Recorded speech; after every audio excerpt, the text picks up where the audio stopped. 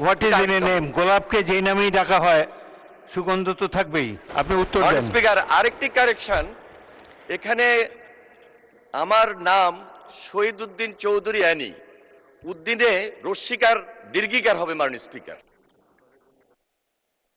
মাননীয় মন্ত্রী। মাননীয় স্পিকার, আপনাকে ধন্যবাদ। মাননীয় স্পিকার, আমি একটু কারেকশন দিতে চাই। প্রথমত আমরা লক্ষ্য করছি যে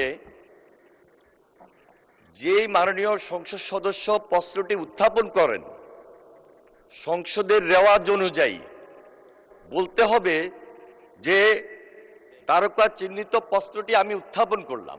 পুরা প্রশ্ন যদি আমি পড়ি তাহলে কিন্তু অনেক সময় লেগে যায়। সুতরাং আমি আপনার দৃষ্টি আকর্ষণ করছি এই ব্যাপারে রেওয়াজ অনুযায়ী একটা কারেকশন দিবেন মাননীয় স্পিকার। মন্ত্রী, পুরা প্রশ্ন পড়ার কোনো সুযোগ নাই মাননীয় স্পিকার।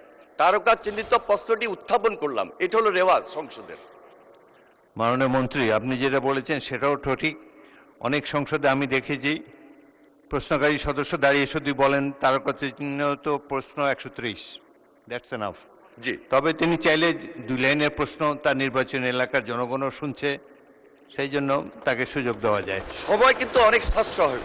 আপনি উত্তর মাননীয় দেন। স্পিকার, আরেকটি কারেকশন, এখানে আমার নাম শহীদউদ্দিন চৌধুরী অ্যানি, উদ্দিনে রস্বীকার দীর্ঘিকার হবে মাননীয় স্পিকার। দীর্ঘইকার। দীর্ঘিকার হবে মাননীয় speaker. What is in a name? গোলাপকে যেই নামেই ডাকা হয় সুগন্ধ তো থাকবেই। এ ব্যাপারে আমি আপনার দৃষ্টি আকর্ষণ করছি মাননীয় স্পিকার।